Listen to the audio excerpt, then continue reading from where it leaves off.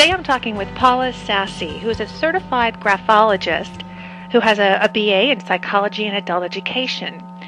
And Paula has worked professionally in the field of handwriting analysis since 1980, and she's the owner and director of Handwriting Consultants International.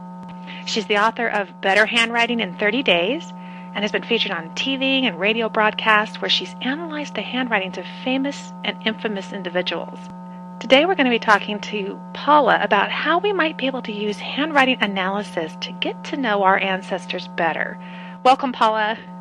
Hello, glad to be here. Oh, I'm so excited to have you on the show today because I just think this is a fascinating topic. Oh, definitely. Now, when we were talking earlier, you mentioned a talk that you've given in the past entitled, What Was Great Grandpa Really Like? Yes. Now, that sounds like something that we as family historians would be really, really interested in. And I know that I've been kind of toying with this idea lately of, how could I get to know the ancestors that I never met and know them better? So hearing about this talk, tell us about it, because I think there might be a real application for us in researching our family history. Oh, definitely. What we look at, we go back into history, into the different scripts, like colonial handwriting. At that time, there were so many different people teaching different forms of writing. And, for example, you probably all know how the S looks like an F, and just deciphering it and some of the abbreviations they used, so you can understand what they were writing about, but the core personality type at the time and how your ancestors may have changed from that, and that would tell us something about their personality.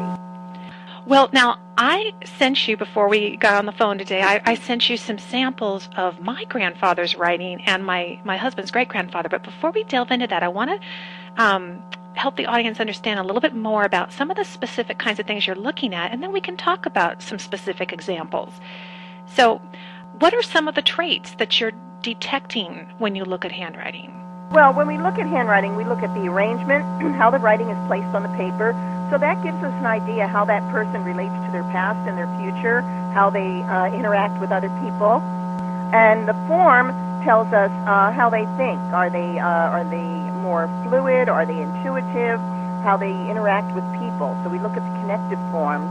And then movement. Movement is the pressure and speed of handwriting. So this tells us their emotional intensity and their speed of thought. And then we actually get into the letters themselves. For example, the T-cross shows us how assertive they are in carrying through.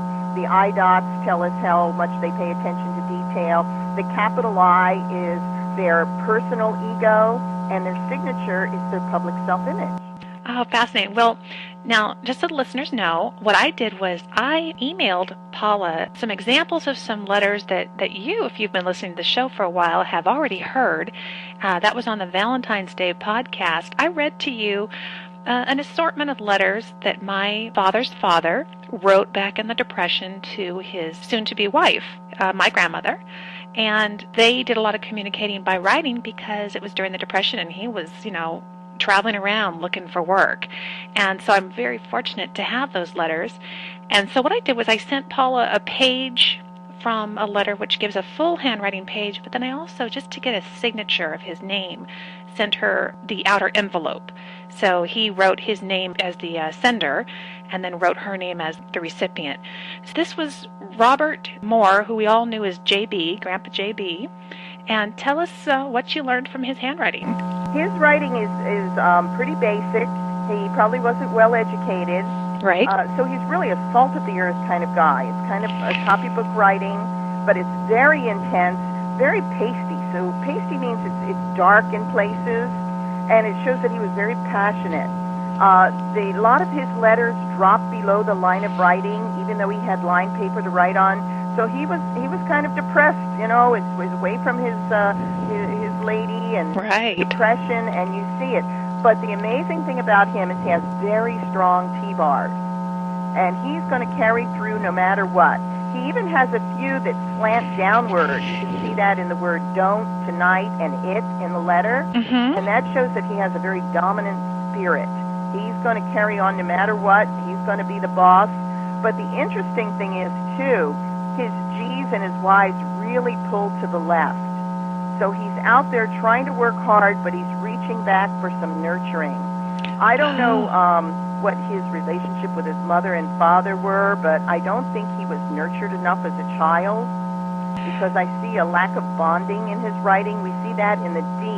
It doesn't look like a D. It looks more like a CL combination. Right. And that could be an indication that he just didn't get enough good loving.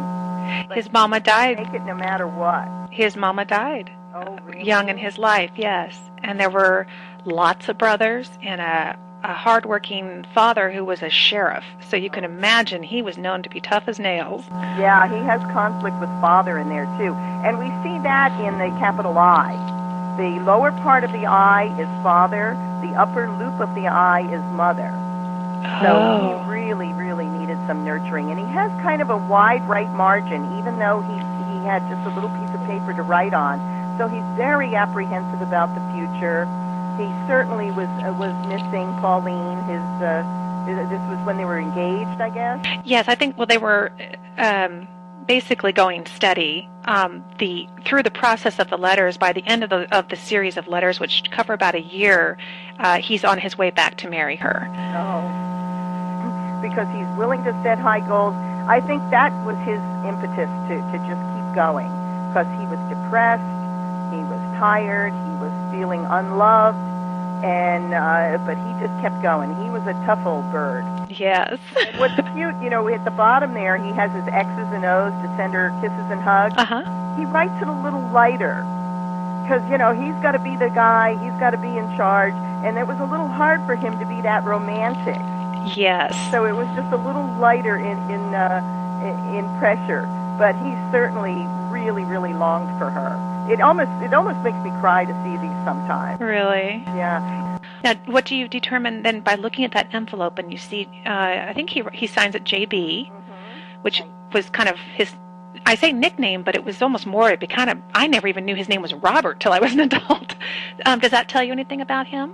Oh, yeah. Well, his signature is very much like his writing. So the way he is the way he comes across. And in the last name, Moore, the E is much bigger. So he was pretty direct. Yes. You ask him a question, you're going to get the answer right to your face. And he's got a little dot after it, too. So he's very decisive as well. Oh, interesting. Too, we have the word park. The R is very squared. So this shows that he had good manual dexterity. So he might have not been a high academic, but this man knew how to work with his hands. He did. And his K is kind of ballooned on the top, so he was a little rebellious as well. Oh my gosh, it's like you know him. I know. This is really, I just love this writing. Oh, that is just fascinating. Now, did it make any difference in the way he wrote her name as the one it was going to? Oh, yeah, that was cute. He writes it very big, and it's the only place he uses a circle I dot.